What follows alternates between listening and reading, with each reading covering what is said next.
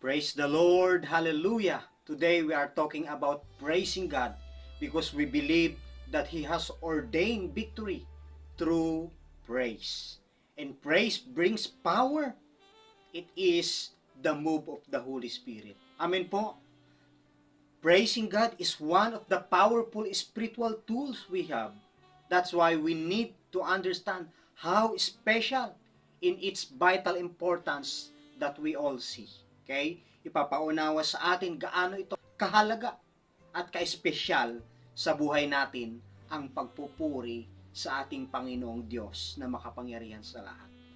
And now, let's read our scripture from book of Psalms chapter 147 verse 1 to 20. Okay? We will read first the key verses from verse 1 to 7. Let's read. Praise the Lord! How good it is to sing praises to our God. How pleasant and fitting to praise Him. Verse 2. The Lord builds up Jerusalem. He gathers the exiles of Israel. He heals the brokenhearted and binds up their wounds. Verse 4. He determines the number of the stars and call them each by name. Great is our God and mighty in power. His understanding has no limit. Verse 6. The Lord sustains the humble, but casts the wicked to the ground. Sing to the Lord with grateful praise. Make music to our God on the harp. Pinagpala na po ang salita ng ating Panginoon. Let us go to the Lord in His presence. Dear Heavenly Father, we thank you for this wonderful day. We praise and adore you. This is the day you have made. We will rejoice and be glad in it. We praise you and we worship you in spirit and in truth. Hallelujah. Father, we acknowledge your holy presence to manifest in us, through us, in the name of Jesus. Bless all the viewers as they open their spiritual eyes, minds, and hearts to know you in the name of Jesus and increase their faith. Use me, Father, as an instrument upang may pahayag ang iyong banal na salita at kalooban. Ama, patuloy po ninyo akong gamitin, maging daluyan ng iyong kalwalhatian at karangalan. Empower me, O Lord, and give me wisdom and fresh revelations. In the name of Jesus, I admit, Father, right now, I am nothing without you. Please help me and fill me with your Holy Spirit. I declare victorious service in Jesus' name. Amen. Kapatid, mga minamahal, nais pong ipahayag sa atin ng Panginoon about the value of our praise to God. Okay? Gaano kahalaga sa atin ang pagpupuri sa Panginoon? What is the value you place on praising God? Gaano ba kahalaga sa iyo ang papurihan ng Diyos, kapatid? Maybe you think, do I really need to praise God? Kailangan ko ba talaga siyang purihin? Why should I praise Him? Bakit ko siya papupurihan? Ang tanong ko naman sa iyo, kapatid, ikaw ba'y humihinga? May lakas, may sigla. Maybe you are in need right now. May sakit karamdaman ka. Kaya may mahigpit kang pangangailangan. You must praise God because He is worthy of your praise. Amen? Psalms chapter 150 verse 6 sinasabi, let everything that has breath praise the Lord. Praise the Lord. God is pleased when we praise Him. Okay? Ang pagpupuri sa Panginoon ay isa itong paggalang at pagkilala sa Kanyang kapangyarihan, sa Kanyang kakayahan. God inhabits the praises of His people. Okay? Tinawag tayo ng Diyos upang patuloy na magbigay ng mga papuri sa Kanya at luwalhati ng Kanyang pangalan sa lahat ng ating ginagawa. Amen? As born-again believers of Christ, ito dapat ang maging lifestyle natin, to praise Him. Amen po ba? Okay? Psalms chapter 22 verse 23, kayong lingkod ni Yahweh, siya inyong purihin, kayong lahi ni Jacob, siya inyong dakilain, bayan ng Israel, luwalatin siya, sambahin. Kaya kapatid, huwag tayo magsawang purihin ang Diyos, sapagkat hindi naman po siya nagsasawang biyayaan niya tayo at bigyan ng panibagong sigla araw-araw. Amen po. 1 Peter chapter 2 verse 9, "But you are a chosen generation, a royal priesthood, a holy nation, His own special people, that you may proclaim the praises of Him who called you out of darkness into marvelous light." Hallelujah. Sa pamamagitan ng papuri na nais ng Diyos, nakilalanin natin kung sino siya and what He has done for us, ano ang ginawa niya sa atin para sa iyo. Okay? This is the time para kilalanin natin who you are in Christ.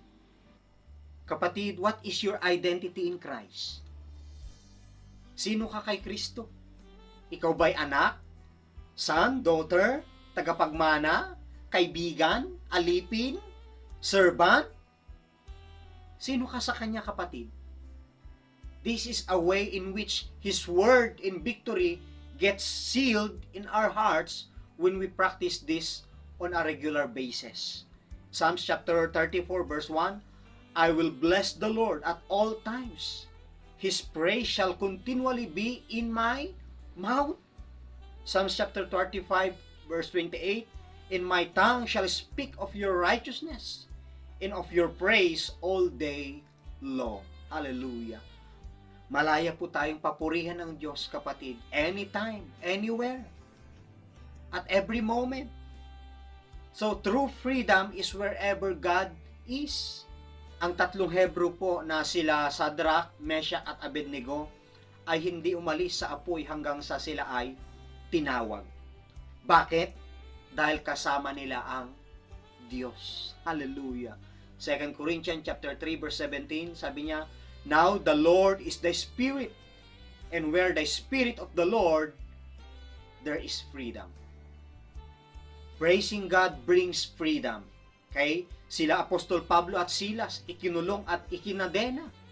When they begin to praise and worship God at the middle of the night, sila ay nakalaya with honor. Hallelujah. Remember this, kapatid. Everything that comes with God's presence comes when you praise. Awit 147 verse 1, "Purihin si Yahweh, o kay sarap umawit at magpuri sa ating Diyos. Ang magpuri sa Kanya ay tunay na nakalulugod." Ang pagpupuri sa Panginoon ay hindi po kalugihan, kapatid. Walang nasasayang kapag ito ay nauukol para sa Kanya. Now, baka nagtatanong ka, kapatid, paano, pastor, kung hindi ko siya papupurihan? It's okay. God is still God. And still He is a faithful God. Amen? But when you start to praise Him, many things will happen in your life. Okay? I tell you, sinasabi ko na, kapatid, you will experience the saving power of God. Breakthrough upon breakthrough. Grace upon grace. Okay? Revival. Deliverance. Miracles. O ano pa man pwedeng gawin ng Panginoon sa ating buhay na kagilagilalas. There is power in praise. Hallelujah. So, according to our scripture, we can learn practical and powerful lessons from God about how to praise Him. First, praise is a source of refreshment for our soul and spirit. It says in verse 2, "The Lord builds up Jerusalem. He gathers the exiles of Israel." Verse 3, "He heals the brokenhearted and binds up their wounds." Sa Tagalog, ang lungsod ng Jerusalem muli niyang ibabalik sa kanyang mga lingkod na natapon at nalupig, at ang mga pusong wasak ay kanya ring lulunasan. Ang natamo nilang sugat ay bibigyang kagalingan. If you have a broken heart, you need to learn how to praise the Lord, because this is a psalm of praise. Okay? Praise is the highest function of the human soul and spirit. There's nothing you can do, kapatid. Not study, not music, in the secular sense, nothing you can do that will build up your soul and spirit as praising the Lord. Ang Kristiyanong matibay at hindi natitinag ay ang Kristiyanong patuloy na nagpupuri. Okay? Even in times of sickness or in health, in times of blessings or in need, in times of joy and gladness, or in hard times. Marami pong mga libro sa National Bookstore at sa PCBS ay tumatalakay sa mental sickness, sakit sa pag-iisip, sa mga Kristiyano. Maybe depression, stress, anxiety, anger, fear, and worries. Iisipin mo na katulad din tayo ng iba na ang mga Kristiyano ay may parehong uri ng neuroses at mental problems na mayroon ang ibang tao din. Sa dami ng alalahanin at babayarin minsan, saan kukuha ng pang-enroll ng mga anak. Kaya mga gamit nila sa school, uniforms. Okay? Ang iba may sakit karamdaman pa. Ngayon, totoo po, mayroong ilang clinical na karamdaman. Ngunit walang Kristiyano ang kailangang ma-depress in spirit, in soul. Amen po ba? We don't have to go around with a broken spirit. Okay? Napakarami sa ating mga mental hospitals at mga institution, psychologists, psychiatrists, at counselors. Marami sa kanila ang halos kailangang magsara kung matututo ang mga Kristiyano kung paano magpuri sa Diyos na makapangyarihan sa lahat. Amen po ba? Alam mo ba kung ano ang problema ng maraming tao? Napaka-self-centered nila. Okay? Sila ay ego-centered. Pinapairal lagi ang pride. Ako lagi ang nasa isip. Kapatid, hindi mo maaring purihin ang Diyos at maging ego-centered. Kapag naging ego-centered ka, hayaan mong sabihin ko sa iyo kung ano ang mangyayari. Okay po ba? Kapag naging abala ka sa iyong sarili, nagiging self-centered ka. At kapag naging self-centered ka, ikaw ay magiging defensive lagi. Then, kapag naging masungit ka, magiging agresibo ka. At magiging problema ka para sa iyong sarili at problema para sa iba. To be self-centered is self-destructive. Sinabi ni Jesus, Luke chapter 9 verse 24, ang naghahangad na magligtas sa kanyang buhay ay mawawalan nito. Ngunit ang mawalan ng kanyang buhay alang-alang sa akin ay magkakamit nito. So, ang sinasabi ni Jesus na ang makasarili ay mapanira. Take note of this, kapatid. You cannot praise God nang hindi tinatalikuran ang pagiging makasarili. Okay? Ang pagkamakasarili at pagpupuri ay wala sa iisang puso. Kapag ang Diyos na mapagmahal ang sentro ng iyong atensyon, sa halip na maging abala sa pagiging makasarili, then makikita mo ang iyong kaluluwa at espiritu na nare-refresh at nare-renew. Amen? Hallelujah. Kapatid, you cannot praise God and complain at the same time. Praise and bitterness don't exist in the same heart. Praise and irritation doesn't exist in the same heart also. Again, God heals the brokenhearted and binds up their wounds. Hallelujah. So the act of praise refreshes our soul and spirit. Our second point, praise is a means of releasing our faith in God. Okay, the Bible teaches that when we praise the Lord, we are expressing our faith in God. Do you know what praise is? Praise is a form of faith. Isang anyo ito ng pananampalataya. And praise is just faith turned inside out. One time, nakadalo po ako sa Encounter God Retreat. I was refreshed and renewed by the power of the Holy Spirit. Yung antas ng aking pananampalataya ay nag-level up at nag-increase. Pagkalabas ko po sa retreat na yon, ura-urada, lahat ng nakakasalamuha ko ay binabahagi ko ang salita ng Diyos. At nagpapatanggap na ako. Kaya maging ang driver ng jeep na sinasakyan ko, pinapatanggap ko. Hallelujah. Glory to God. Kapag nanalangin ka, kung mananalangin ka ng may pagpupuri, makikita mo ang iyong panalangin na may malaking kapangyarihan. There is power flows, kapatid. Kaya itinuro ni Jesus sa atin ang model prayer. At paano ito magsisimula? It begins with prayer. Our Father in heaven, hallowed be your name. Okay? Matthew chapter 6 verse 9. Paano ito magtatapos? It begins with praise. Sabi niya, for thine is the kingdom and the power and the glory forever and forever. Amen. Kaya kapag nanalangin ka, papurihan mo at lakipan mo ng may pananampalataya, kapatid. Praise is the confession of faith. Kung higit nating pinupuri ang Diyos para sa kung ano ang kanyang ginawa at ginagawa sa ating buhay, mas marirealize natin ang tagumpay na mayroon tayo. At kung saan tayo ay kasalukuyang lumalakad. Kung talagang nalalakaran ba natin ang ating pananampalataya at nalulugod ang Diyos sa buhay natin. Okay, if you have trouble with faith, begin to praise God. Kung nahirapan ka sa pananampalataya, simulan mong purihin ang Diyos. Why? Because faith focuses on the greatness of God. Nakatuon sa kabutihan, kadakilaan, katapatan, at higit sa lahat sa kapangyarihan ng Diyos. Fix your eyes on Jesus, kapatid, because He is the author and finisher of our faith. Amen? Kung nahirapan ka sa pananampalataya, marahil, kapatid, hindi mo nakikita ang kadakilaan at kalwalhatian ng Diyos. At ito yung pagkakataon na papurihan mo ang Diyos, kapatid. Makikita natin sa Scripture, awit 147 verse 4 to 6, sabi, alam niya't natitiyak ang bilang ng mga bituin, isa-isang tinatawag sa pangalay itinuring. Verse 5, si Yahweh na ating Diyos ay dakila at malakas, taglay niyang karunungan, hinding-hindi masusukat. Taong mapagpakumbabay, siya niyang itataas, ngunit lahat ng mayabang sa lupa ay ibabagsak. Umawit ng mga imno at si Yahweh ay purihin, purihin ang ating Diyos, at ang alpa ay tugtugin. Ang ulap sa kalangitan ay siya ang naglalatag.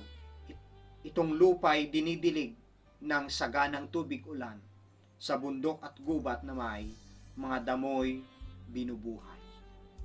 Ngayon, ang ginagawa ng salmista ay iniisip lamang ang kadakilan at kaluwalhatian ng Diyos.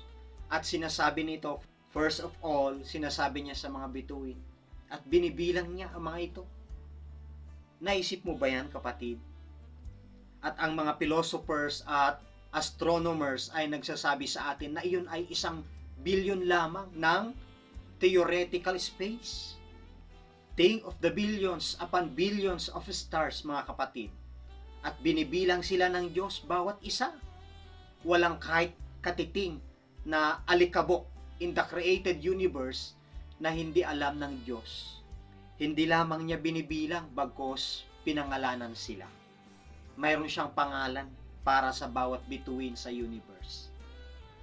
Naaalala lahat ng Diyos ang lahat ng ito. Okay? He is all-knowing God nga eh.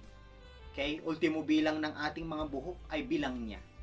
Okay? God does everything, kapatid. Because of God's faithfulness, we will be grateful for everything that He has done for us. Amen po ba?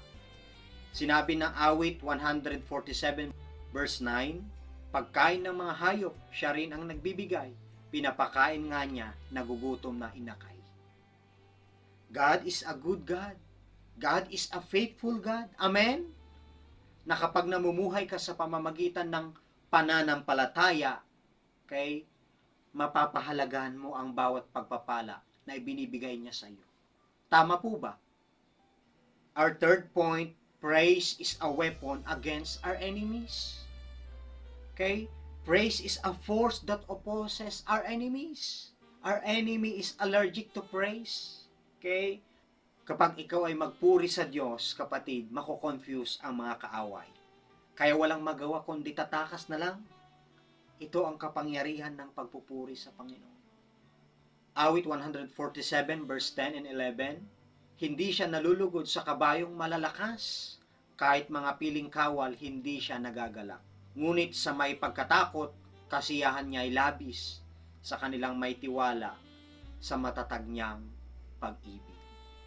Sa mga talatang ito, sinasabi ng Diyos ay hindi naglalagay ng anumang pananampalataya sa lakas ng militar, na ang kabayo, ang lakas ng kabayo, o in marching armies, Iyon ang mga binti ng isang tao. Hindi iyon ang mga bagay na nagpapasaya sa Diyos. Ang Diyos ay nalulugod sa mga may takot sa Kanya at sa mga pumupuri sa Kanya. Okay? God's armies are in the skies. Hallelujah! That's why malaking impact sa buhay natin ang nagagawa ng pagpupuri sa Panginoon. Kung inaatake ka ng dyablo, begin to praise God. Kung may matinding kahirapan, begin to praise God. Kung may mahigpit na pangangailangan, begin to praise God. Kung may biyaya at pagpapala, magpuri ka pa rin, kapatid. Don't underestimate the power of praise. Praising God has the power to change situations. Kung hindi mo kayang masupil ang anak mong swail at matigas ang ulo, hindi nakikinig sa payo, ipag-pray mo siya. Kalakip ng pagpupuri sa Diyos. Magugulat ka na lang, gagawa ng Diyos ng himala sa Kanya. Because everything is possible with God. Amen po ba? Hallelujah! Si King Jehoshaphat ay naka-encounter ng matinding battle. Kay 2 Chronicles chapter 20 verse 1 and 2, dumating ang panahon na nilusob ng mga Moabita, Amonita at ilang Meyonita si Jehoshaphat. Nabalitaan niya na isang malaking pangkat mula sa Edom ang sumasalakay sa kanila. So 3 hukbo ang kanilang makakalaban. This can be a very interesting and challenging task na kanilang kakaharapin. Okay, sa ilalim ng pangunguna ni Haring Jehoshaphat, nagkaroon ng isang great deliverance. Despite na nagkaroon ng takot at pangamba nung una. Ang turning point dito, hinimok ni Jehoshaphat ang buong Judah to seek God. In the middle of their prayer and fasting, publicly nangusap si Yahweh sa isa sa kanila kung ano ang dapat nilang gawin. 2 Chronicles chapter 20 verse 14 to 17, ang espiritu ni Yahweh ay lumukob kay Jahaziel, isang propeta. Sinabi niya, makinig kayo, Haring Jehoshaphat, at kayong mga taga-Juda at Jerusalem. Ganito ang sinasabi sa inyo ni Yahweh, huwag kayong matakot ni masiraan ng loob. Dahil sa maraming kaaway, ang Diyos ang makikipaglaban at hindi kayo. Verse 16, harapin ninyo sila bukas, sapagkat aahon sila sa Ziz. Makakasagupan ninyo sila sa may dulo ng Libis sa silangan ng ilang ng Jeruel. Hindi na kayo kailangang lumaban, manatili na lamang kayo sa inyong kinatatayuan at maghintay. Makikita ninyo ang pagtatagumpay ni Yahweh para sa inyo. Kaya hindi kayo dapat matakot ni masiraan ng loob. Harapin ninyo sila bukas, sapagkat si Yahweh ang kasama ninyo. Si Haring Jehoshaphat ay nakakuha ng pangako mula sa Diyos. How wonderful it is when the Holy Spirit of God takes a promise from the Word of God and makes it real to us. The battle is not ours. It is God's battle. Ang ating tagumpay ay hindi nakasalalay sa ating kakayahan, kalakasan. Ang dapat na response sa kakayahan ng Diyos na siyang pinakadakila at pinakamakapangyarihan sa lahat ay ang papurihan siya. Verse 18 and 19, pagpapatuloy, si Jehoshaphat at ang buong Juda at ang mga mamayan ng Jerusalem ay nagpatira pa at sumamba kay Yahweh. Tumayo naman ang mga Libita sa angkan ni Kohat at Korah, at sa napakalakas na tinig ay nagpuri sila kay Yahweh, ang Diyos ng Israel. Naghanda si Haring Jehoshaphat para purihin ang Panginoon. Tandaan po natin, walang maghahanda sa atin para sa labanan tulad ng panalangin, pagsamba at pagpupuri. Kapag ginagawa mo yan, no one can stop that for you, kapatid. You must stand in the presence of God, in the act of praising. Amen? Bilang pagwawakas, gisingin natin ang ating puso't diwa upang purihin ang Diyos. Amen? Ngayon, wala nang magbabackslide. Okay? Wala nang mababurn out. Wala nang mababroken heart. Wala nang madidepress, madidiscourage. Wala nang faithlessness. At wala nang lugar ang dyablo sa ating mga puso't isipan. Because you know now the value and the power of praising God. Just put in your mind that praise is not part of your life, but it is your life. It is our life, kapatid. Amen po. Sabi ni David, awit 34 verse 1, sa lahat ng pagkakataon, si Yahweh ay aking pupurihin. Pagpupuri ko sa Kanya, hindi ko papatigilin. Awit 57 verse 7, panatag na ako, O Diyos, ako ngayon matatag. Purihin ka at awitan ng awiting masisigla. Hallelujah. Remember this, kapatid. God is after the praise that comes in the midst of circumstances, crisis, challenges, calamities, fears, and worries that comes on your way. Bring your mind into submission. Be determined to praise God. Amen? No matter what, dedicated ka, determinado ka, committed ka, na ialay ang buhay mo sa Panginoon upang papurihan siya sa lahat ng pagkakataon. Amen? Praise the Lord. Glory to God. Let us pray. Heavenly Father, thank you so much for teaching us to praise the Lord with all our heart. Make us, Lord, as one instrument of praise, and may your praise continually be in our mouth, and may it, Lord, be an encouragement and inspiration to others. I pray, Father, maging passion ng bawat isa na papurihan ka, at nawa sa bawat nakapakinig ng iyong kapahayagan ay patuloy na mag-alab ang pagnanasa sa iyo, Panginoong Hesus. Kasabikan at kauhawan ka na alayan lagi ng papuri at pasasalamat. O Diyos, kayo ang Alpha at Omega, ang umpisa at ang wakas. Diyos na dakila at tapat na kahit kailan ay hindi nagpabaya at nag-iwan sa amin. Hallelujah. Bless all the viewers, Lord, their job, business, family, marriage, and even, Lord, in the area of ministry and relationships. Thank you for all the answered prayers we receive by faith in the name of Jesus. We love you, Father. We love you, Jesus. We love you, Holy Spirit. Your name be praised, be magnified, and be glorified. This we pray in Jesus' name. Amen.